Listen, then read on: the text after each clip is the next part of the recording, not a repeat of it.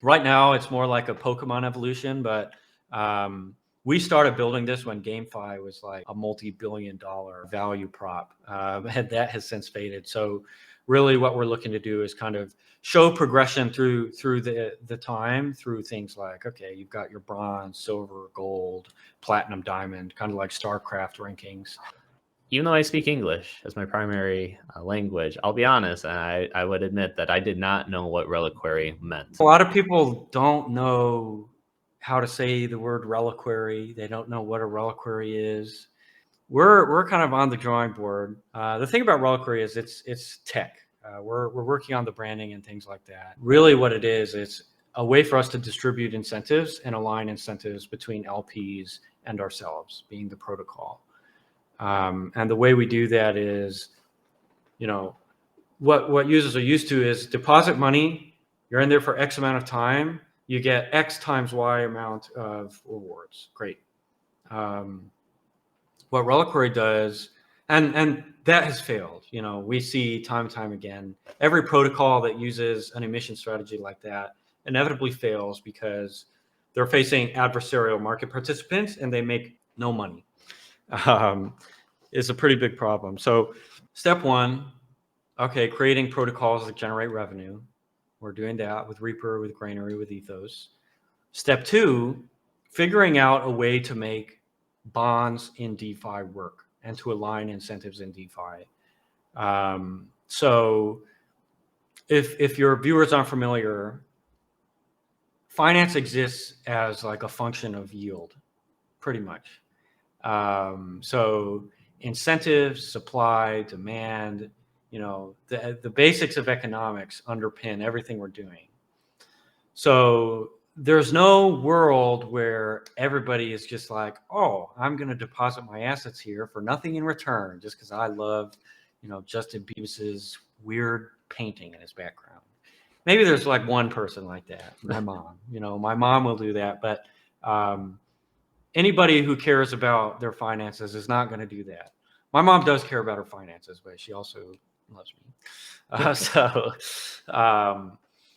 All right, with that out of the way, how do we create a bond? How do we create an interest-bearing product that makes sense in the context of DeFi for users? So what doesn't work is asset locking. So creating like term bonds or whatever, floating rate bonds is how we see them in crypto. That doesn't work because interest rates are too volatile, underlying assets are too volatile, users get the shaft every time, and protocols just get a bunch of free money, which is good for protocols, great, but users are realizing that, oh, maybe the infinite money glitch doesn't exist. On the other end of that, like protocols, when they just release linear emissions and users just jump in and jump out and take their shirts, it's like, oh, now the protocols are kind of left holding the bag. They're insolvent, they're crying, all their dreams are crushed because mercenary capitalists just want all their cash, which makes sense. This is a permissionless, trustless environment. Of course, you're just trying to make money. Mm-hmm. So what Reliquary does is it takes that, linear schedule or whatever schedule, and it chops it up into tranches that we call maturity tranches. So a maturity tranche is an amount of time that you have provided liquidity, and each maturity tranche is associated with a weight. So we have this set amount of assets being distributed in some emission curve or some way, and users gain a larger share of that depending on how long they have been in the system. So the amount of time they've been depositing their assets or the amount of time they've been farming or doing whatever, their assets are worth more to us as a protocol. We don't want mercenary liquidity. So we're going to give them a better yield. We're going to give them a better interest-bearing asset. And all of these are wrapped inside of NFTs that are generated on chain. So the end result is like a really like utilitarian asset. And if you're familiar with the concept of convexity, which is kind of a way you evaluate the value or the opportunity cost of a particular interest-bearing product or a particular bond. We now have an asset, and this is unique to DeFi through Reliquary, that increases in convexity over time. So the longer you're in there, the less you're paying in opportunity cost, the more competitive your yield will be per dollar invested. And it's hard for me to like communicate to the layman, and I'm still working on doing it, how revolutionary this is, because this isn't something that can really exist in traditional finance. This is essentially a fully liquid, so liquid kind of on two levels. So you have permissionless deposits and withdrawals anytime. So you can pull out your underlying. That's the value prop of DeFi. You know, we're not going to hold your assets. We're not going to lock your assets. Step one. It's also liquid on level 2 because you can actually trade the NFT. You can trade the bond itself. So unlike MasterChef or a typical farming protocol where you just dump assets in and sit, you know, you now have an asset that you can take loans out on, you know, lock somewhere, trade on a market, whatever, which is really useful to the protocol because users don't need to withdraw to move on. They can sell the asset and they can gain a premium on that asset based on how long they've been in the pool. So now you have really deep liquidity that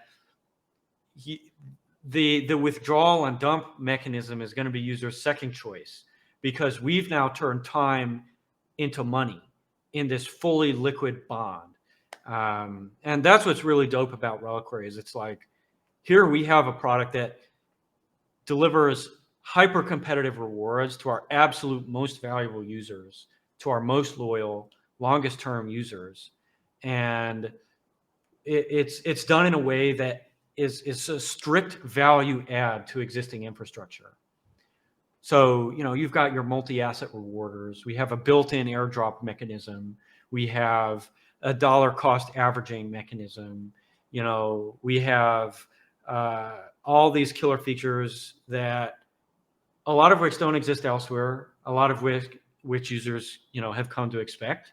And then we add everything else. So it's like, in my opinion, the ultimate incentive distribution platform for DeFi that is purely DeFi native. And we just proposed to Sushi that they start using Reliquary in place of their MasterChef contracts and offered to implement it for free for them because we think this is the path forward. And it's open source, it's MIT licensed, so anybody can fork it and have fun with it. And we see it as the solution to a lot of DeFi's problems. So if you're interested, I would check out my Medium, medium.com/0xbebis. And you can read more about that. I'm just thinking about all the possibilities here. But I'm going to start from the very beginning because Reliquary, from what I understand, is just a place to store relics.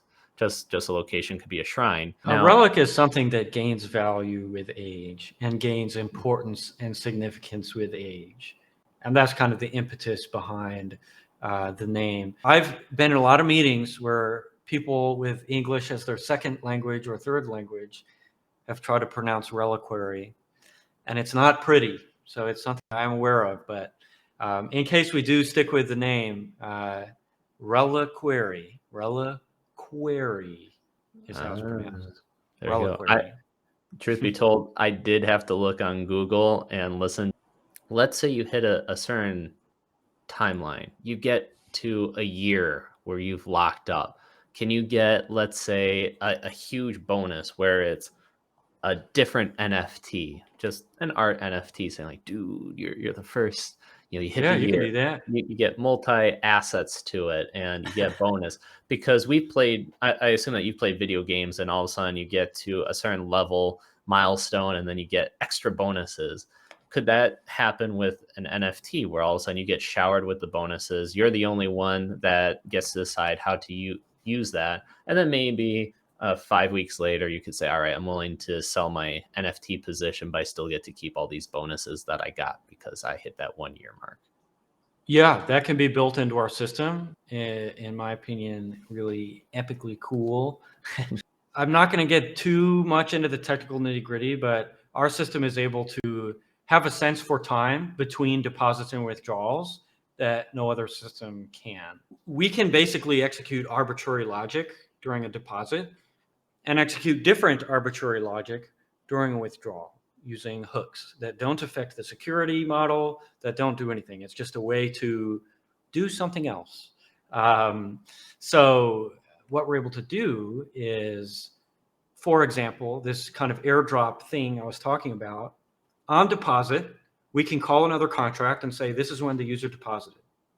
And then on withdrawal, we can check that contract, see how long it's been since they deposited, and reward them. Or without even needing to withdraw, we deposit, we look to see how long that asset has been deposited. And because we're executing different logic on withdrawal that we would be able to zero out that position with, we will always know how long that user's asset has been in deposit and can permissionlessly, from that smart contract, give them rewards. And not only that, but how the system is implemented now. If you were in our beta test, you've seen this already, but every time you get to a new maturity tranche, your relic becomes more elaborate and it levels up, so to speak. Right now, it's more like a Pokemon evolution, but we started building this when GameFi was like a multi-billion-dollar value prop, and that has since faded. So really what we're looking to do is kind of show progression through the time, through things like, okay, you've got your bronze, silver, gold, platinum, diamond, kind of like StarCraft rankings. Yeah, just communicating through the relic, and believe it or not, in addition to being kind of a fun thing, it's also like a way to prevent scams. So at a glance, if you're on an exchange, you don't make a mistake when something looks a certain way. It's like, okay, I look at this, I'm listing it for sale, I can see it's diamond, so I'm not going to F up. How could it be, extra careful? And yeah, the visual element, and all of this is generated on chain. So we're generating it using, base 64 encoding so that NFT platforms can decode it from the smart contract. But yeah, we're doing it that way, and it prevents scams, and it adds like a strong visual representation to the position. Is that time frame going to be dependent on each individual user for how long they had it deposited? Or could, let's say somebody else took on majority of the load of holding it, and then I can come in, pay a little bit of a premium for them doing that hard work, and then I get the incentive once it hits that next level? On the money, yeah. So it'll create unique opportunities for arbitrage, for aftermarket sales, and literally we're turning time into money. I can argue, especially once the system is battle tested, and it's been audited 3 times, but I can argue pretty easily that, hey, if you don't have your assets in a relic, you're wasting your money, because we are turning that passage of time into an asset. At some level, that's literally the pitch to users. It's like, why would you not use Reliquary? It makes absolutely no sense. You sell it in the aftermarket, maybe you get a 3 to 5 to 10% premium on the underlying assets. And even ignoring the yield you're getting along the way, like, dude, it's just a little bit of a no-brainer. And we designed the system with that in mind, being a total value add, a killer value add for users. And the reason we open sourced it is, we think this is literally like the ultimate incentive solution for DeFi. So, we're just letting everybody fork it and have fun with it. Or you can pay us to implement it for you if you want. That was a very good translation of the aftermarket value. Good job there, Mr. Banana. Whoop, whoop. But then let's say I wanted to sell it. Would I want to go to a regular NFT marketplace? Are you guys going to have a specific one? And then how would I know that somebody didn't just try to fake a diamond NFT equivalent? You don't go to OpenSea and they don't like serve up fake Bored Apes with real Bored Apes, So this can be done at a normal marketplace. Just make sure it's whitelisted and make sure they're pointing at the right contract, because everything happens at a contract level. So the marketplace is just going to serve up relics from our contract. And the only way to mint a relic from our contract is through that. And people are going to see right on the page how many assets are in the relic. And this is all generated on chain with base 64 encoding. So they're going to see the assets, they're going to see the maturity, they're going to see the level, they're going to see everything. And that's kind of the fraud prevention that I was talking about. All of it's generated on chain. So you can go to an external marketplace. We're going to develop an internal marketplace. We just figure until there's a lot of adoption and a lot of time has passed, like technically there's not a big need for market, because until people actually have these year-old relics or whatever, there's not going to be like a ton of value in that. So we have a marketplace that we've designed. It's kind of complicated to implement because it involves kind of an NFT AMM sort of design, which is not going to be very easy to pull off. So we're waiting until we have some adoption, and then we can be the de facto marketplace for Reliquary. And the cool thing is, like, Reliquary is MIT licensed, Reliquary is open source and all that. But all of these additional features, let's say we license them. Okay, let's say they have a strong license. And let's say Reliquary, all these NFTs have adoption everywhere. So now we have these centralized, like in our software portfolio, marketplaces, lending platforms that everybody that uses Reliquary now accesses and wants to use as their primary means of doing that. And that generates a lot more revenue than an incentive platform. So that kind of gives you an idea of the business weight of Reliquary, and kind of our vision for it is like getting people to fork it and use the hell out of it is just as important as our adoption of it as Byte Masons and our TVL and delivery and all of that.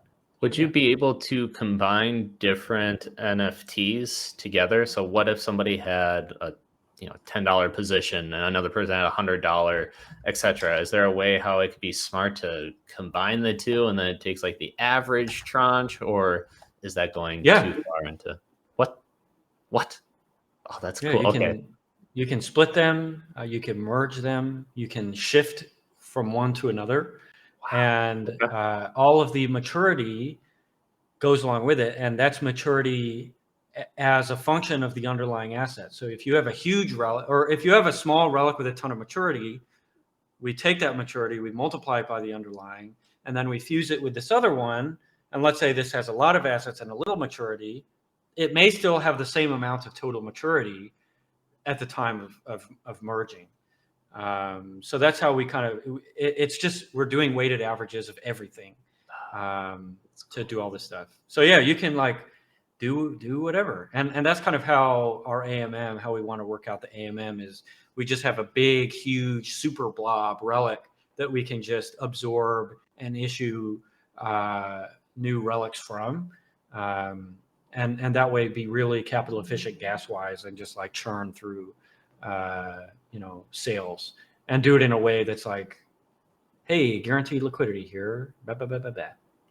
Dang. And then how do you compare against competitors? Because I know that Revest Finance does F-NFTs, and perhaps there are other projects out there that are kind of going the same path. And I saw that you did have a partnership with them at one point.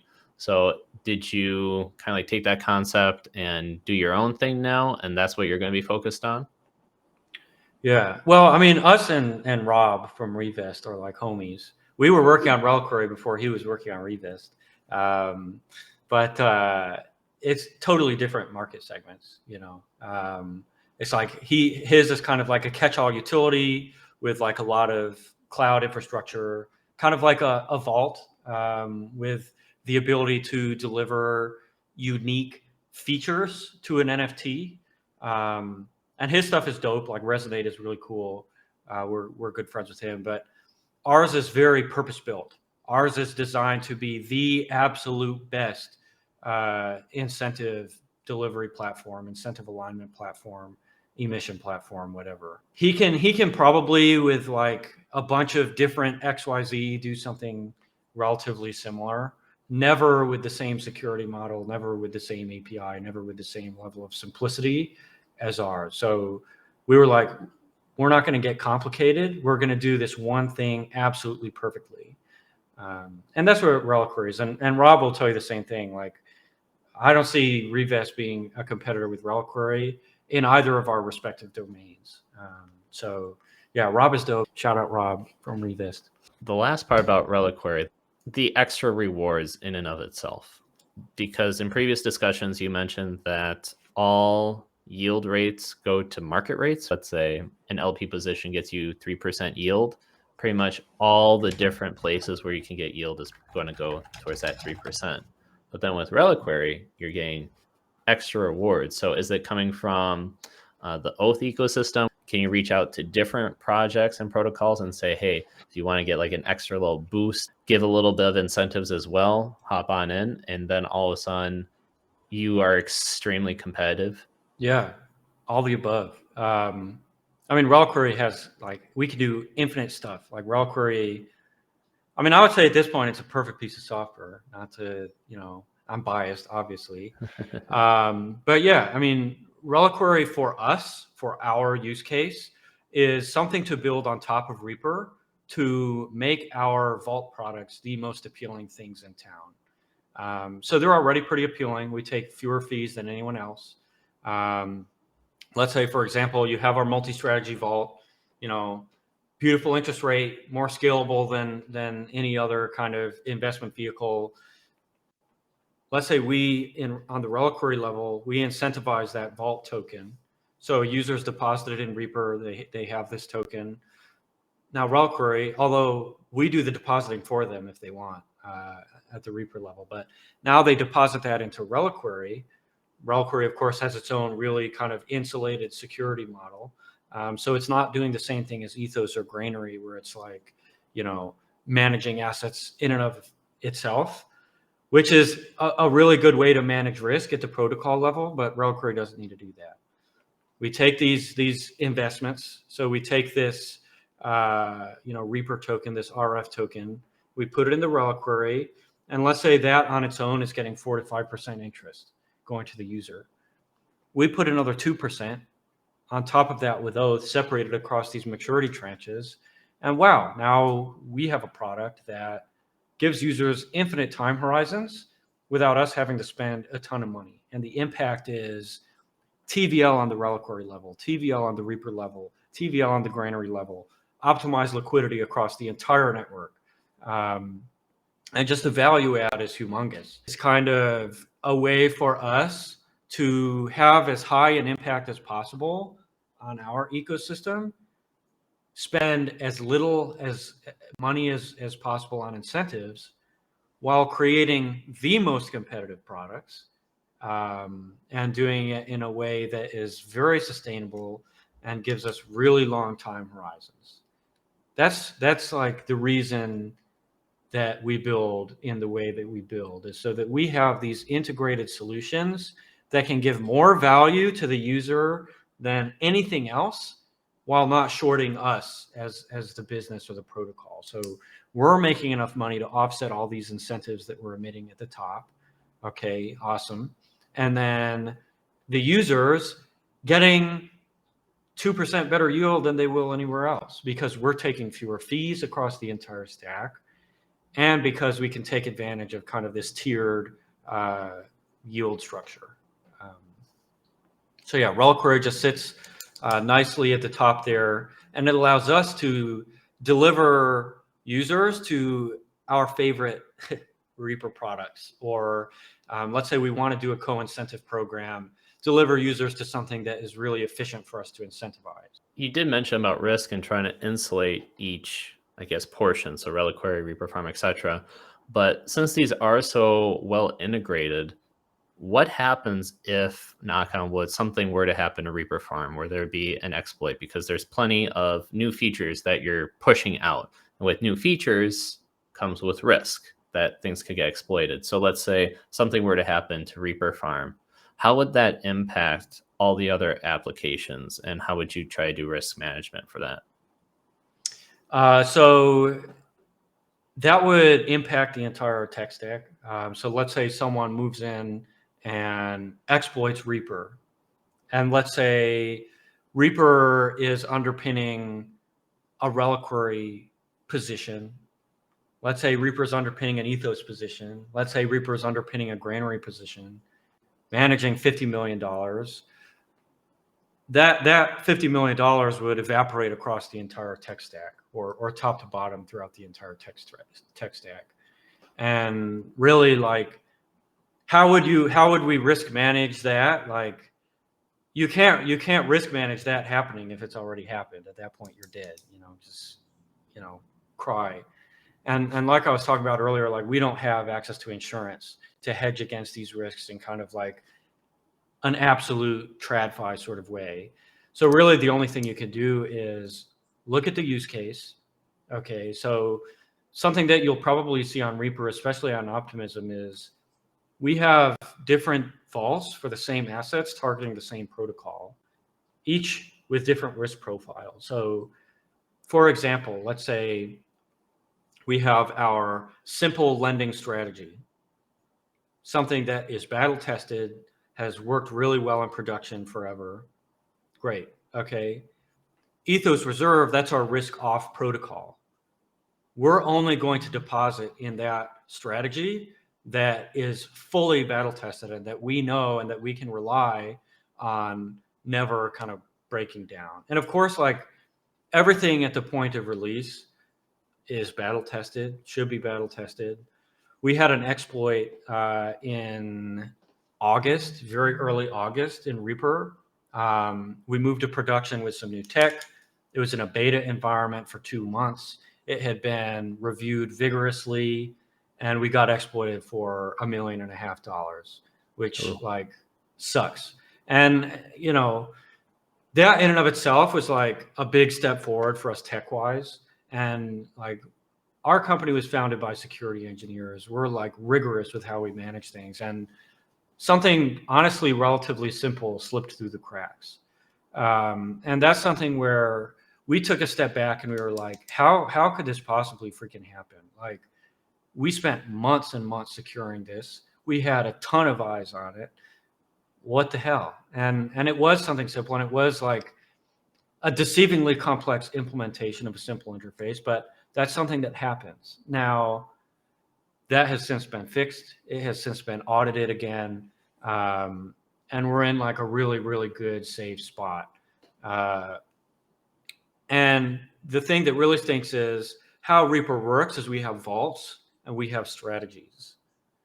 Changing a vault is a high risk proposition.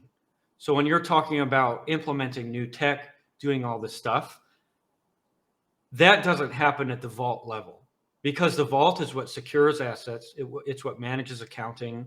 It's what prevents exploitation. So the vault is like the hardware security module. The vault is like the big rock.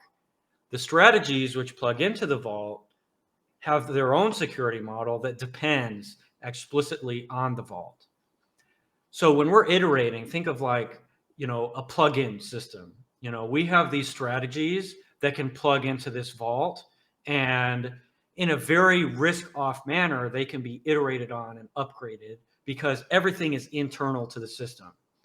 So as long as the strategy is designed correctly, and creating these strategies, honestly, like, pretty straightforward, and the review process and the risk management process is rigorous. But when we got exploited, that was a change we made in the vault. So that was our upgrade from single strategy architecture to multi-strategy architecture. And it was a custom implementation. We did it in a different programming language than is usual for similar systems. And we implemented a brand new interface.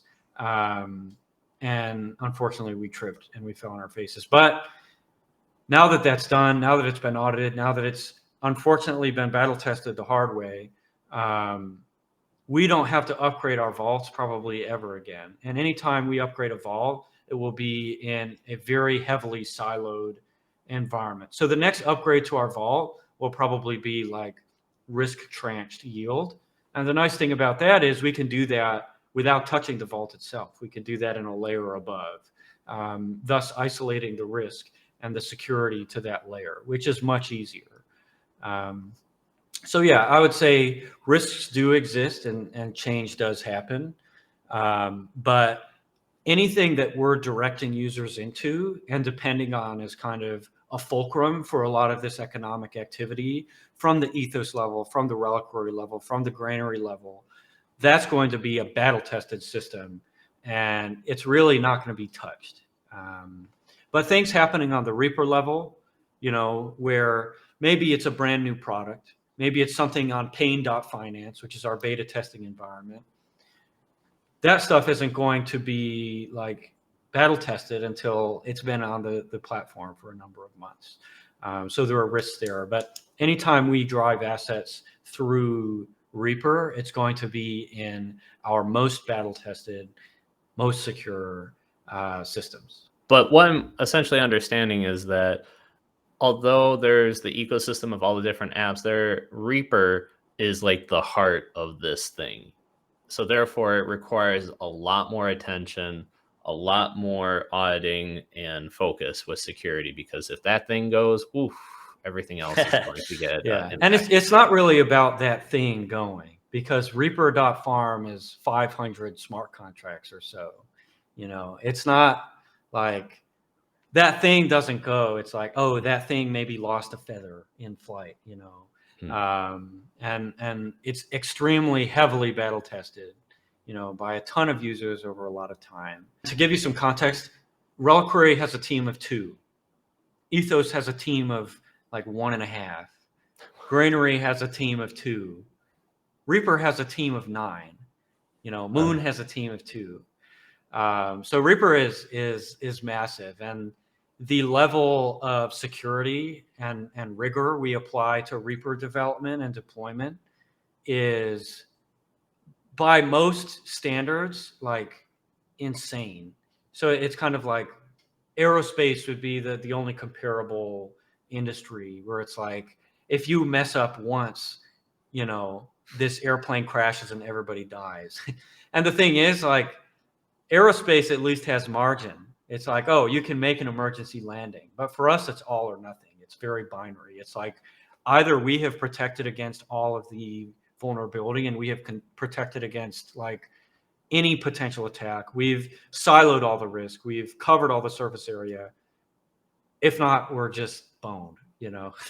That's kind of the where we're building. And the reason we've started to develop all this software, all this other stuff, is we've gotten to a point where we've handled all of the high risk developments. Unfortunately, with the migration to the new vault, we got punched in the face a little bit, but we're at a point where we can push forward, knowing that okay, we've taken the hit, okay, we've taken the test, and now we can kind of push forward, knowing that Reaper is going to be as reliable as ever.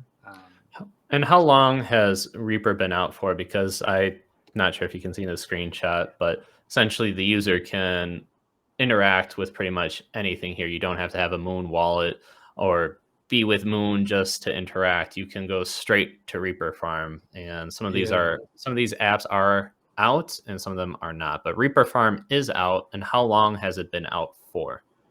Yeah, Reaper Farm's been chugging along for about a year and a half, a little more. Started in April 2021. It was formally launched. Yeah, it's very thoroughly battle tested. It's held, $300 million AUM. Top 10 protocol on Optimism, top 20 protocol on Phantom. Lots and lots of users. We don't go too crazy with the stuff we're doing with Reaper. We have a very conservative risk profile and risk management policy. We try to keep any VAR under like a very small amount. So it is. It's been chugging along a while. I built it with a couple of our co-founders, but it has since grown into something that no one man can take credit for.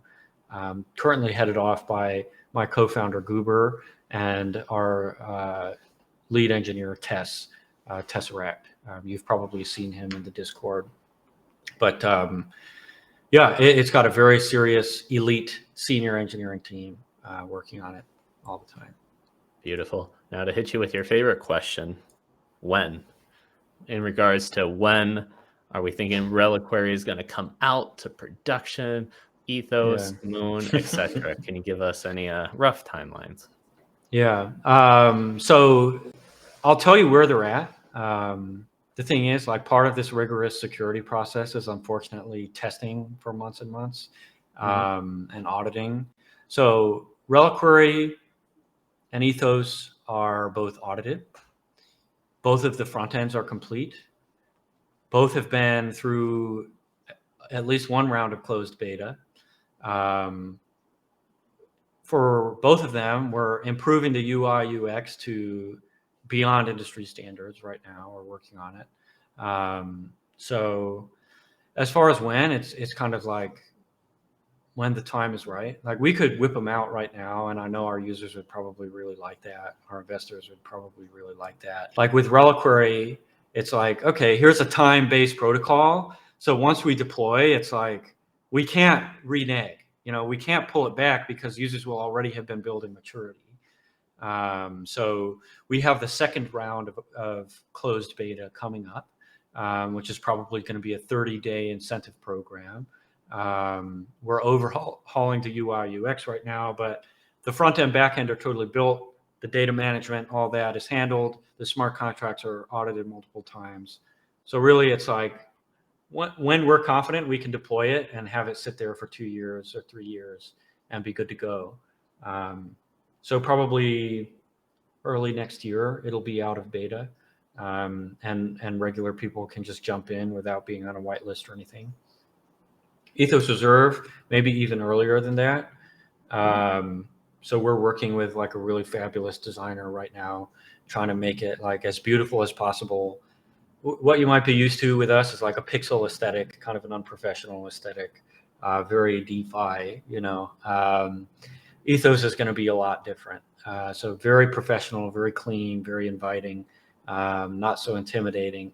Definitely kind of a more mass market product, but everything is built. We're just in the prettification process. So I don't want to say this month, but very early next year.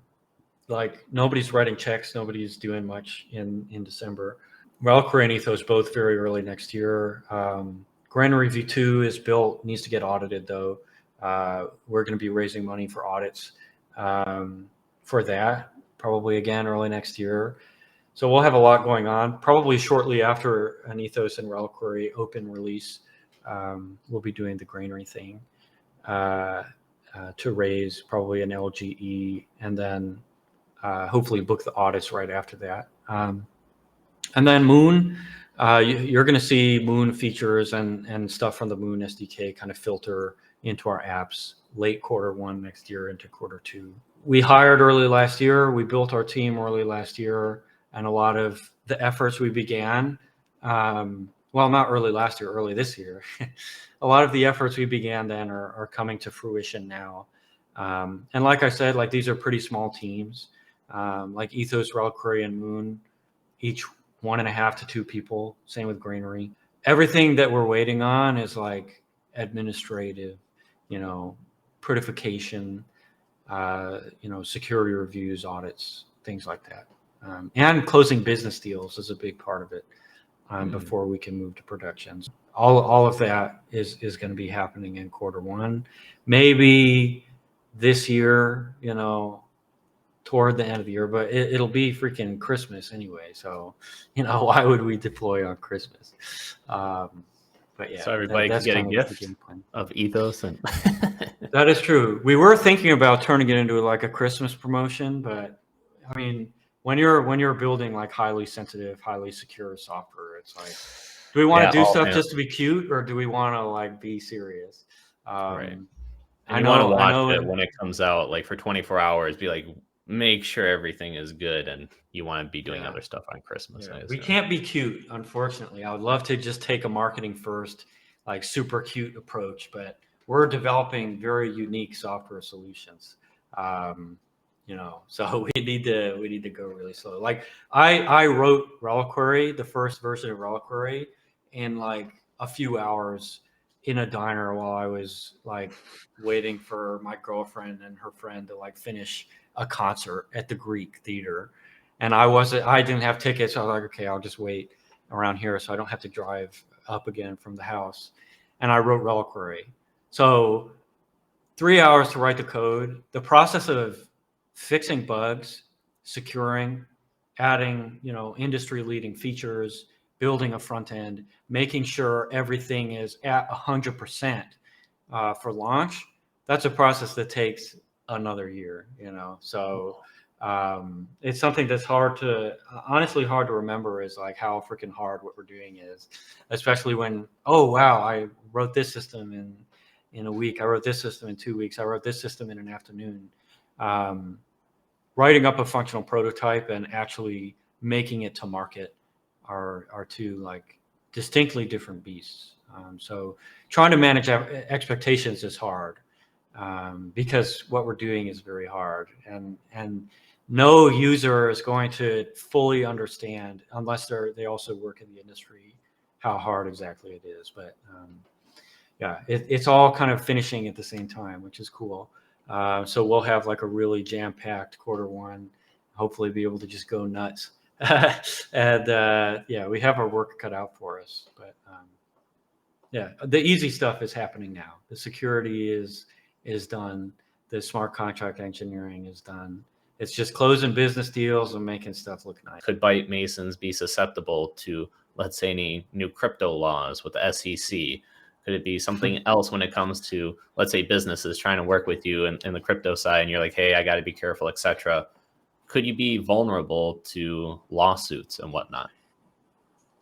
No, I guess is the short answer. When I'm on shows and when I'm on podcasts, this is like my pleasure time. This is what I do for fun in my career. But Byte Masons is a very serious organization. Sorry to say, but we are litigious. We have 2 nonprofit foundations. We have 2 BVI token issuers. We have a ton of like different entities to protect ourselves. In total, throughout our company, we have like, well, I'm not going to get into it because our compliance officer will probably get mad at me because he's paranoid. But long story short, like we have good ass counsel, and we are not exposed, and we work really hard on compliance, and we work really hard to stay way ahead of legislation. And something that's funny to me is people always saying, "Oh, the SEC is saying all this stuff. Gary Gensler are doing all this stuff. They're going to kill DeFi. They're going to make everybody KYC." But that's already like the paradigm. Like if you want to run a DeFi business out of the United States, you need to KYC. Everybody on your platform needs to KYC. Every token holder needs to KYC. That's why DeFi exists mostly offshore. And like none of this stuff is new. And if you're a DeFi protocol, and let's say you're American or you're housed in America, or you're not, decentralized or whatever, you need to be acting as if it's already the law, because right now people are like, oh, this is DeFi. It's just a computer program. It's like a Flash game. The reality is any judge that looks at what you're doing is going to be like, oh, this is lending. You need to abide by existing legislature that addresses, lending or market making or whatever. So making it specific to crypto and DeFi is just something that hasn't been done yet. But if you think that that's not going to happen, as if they're going to be like, running a licensed institution, you need to do this, this, this, and this. But if you're doing literally the same exact thing, but like you're an app called Poop Swap or whatever, they're not going to just like turn away. They're not just like, oh, you're on the blockchain. We don't have jurisdiction. It's like if, that's ridiculous. So that's what people are making a hubbub about right now. But like we operate under the assumption that America is going to like, kill us as far as like compliance and regulation. We are extremely well positioned And as a lot of these competitors kind of get chopped off by whatever jurisdiction, we're confident that we're just going to keep on cruising up the ladder. I don't want to pressure you if it puts you in a legal corner, but from what you just stated, it makes me think that you're already seeing what may be happening 5 steps down the road, and you've already have a game plan in terms of how to be compliant and be ready. And perhaps other projects are not going to see that happening, and they're not going to be able to pivot in time or have a way to be compliant. So they're going to kind of get filtered out. Yeah. Yeah. I mean, that's regulatory, arbitrage. That's business. And yeah, we play by the rules, and we do everything kind of to the T. We abide by industry standards in terms of compliance. And anybody that doesn't look those 5 steps ahead is not going to make it, unfortunately. I would say, like, a rule of thumb is look at the things that are being fought in court now. Everything is from 2018, 2019, 2020. Like, they just got to Uniswap, recently.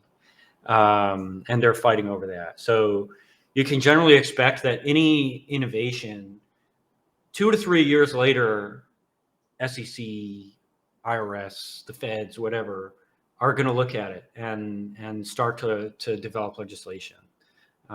So the whole idea behind, regulatory arbitrage or whatever is we need to look at what's going to happen 3 years ahead. We need to look at what's happening now. We need to pull in as much context as we can. So obviously traditional finance has done all this before. So we're going to look to traditional finance legislation. We're going to think really hard about what a judge is going to think about DeFi. And then we're going to do that so that we know where things are going to be at 3 years down the road. Because it's not like all these legislative bodies, like a new tech development happens and they just jump in, It's like the punch is telegraphed to an extreme degree. So a lot of teams just aren't paying attention, unfortunately. But a lot of teams are, and we try to hook up some of our partners up with counsel a lot, and try to spread the word that, hey, you need to be smart about this, otherwise you're just going to fall victim to the obvious. But what's obvious to me obviously isn't obvious to other people, obviously.